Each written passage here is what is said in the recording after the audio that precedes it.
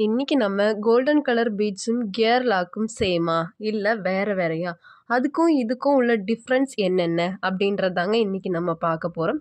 இது போல் யூஸ்ஃபுல்லான வீடியோஸ்லாம் நீங்களும் தெரிஞ்சுக்கணும் அப்படின்னா மறக்காமல் நம்ம எம்டி கெஸ் கலெக்ஷன் சேனலை சப்ஸ்கிரைப் பண்ணி வச்சுக்கோங்க.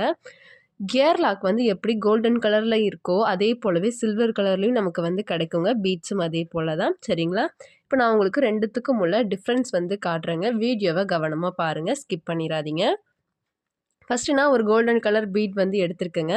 அந்த பீடை வந்து நம்ம இது போல் ப்ளையர் யூஸ் பண்ணி லைட்டாக ப்ரெஸ் பண்ணோம் அப்படின்னாலே பாருங்கள், அந்த பீட்ஸ் வந்து உடஞ்சிரும், சரிங்களா? இதுதான் கோல்டன் கலர் பீட்ஸ். அதை நம்ம ப்ளையரில் இது போல் ப்ரெஸ் பண்ணோம்னா உடஞ்சிரும், சரிங்களா? அடுத்தது இதே நம்ம கியர் லாக்கை ப்ரெஸ் பண்ணோம்னா உடையுமா உடையாதா அப்படின்றத நம்ம இப்போ பார்க்கலாம்.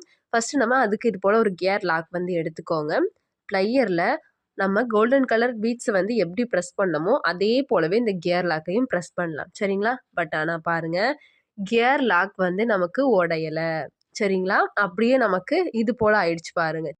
ரவுண்ட் ஷேப்பில் பீட் மாதிரி இருந்த கியர் லாக் வந்து இப்போ வந்து பாருங்கள் ஃப்ளாட் ஆகிடுச்சு, சரிங்களா? இதுதான் வந்து கியர் லாக், சரிங்களா? இப்போ கோல்டன் கலர் பீட்ஸுக்கும் கியர் லாக்குக்கும் உள்ள டிஃப்ரென்ஸ் இன்றைக்கி நம்ம பார்த்துட்டோம். உங்களுக்கு இது போல் வேறு ஏதாச்சும் டவுட் இருந்தது அப்படின்னா மறக்காமல் கமெண்ட் பண்ணுங்கள். நான் உங்களுக்கு கிளியர் எக்ஸ்பிளைனோட ஒரு வீடியோ வந்து போடுறேங்க.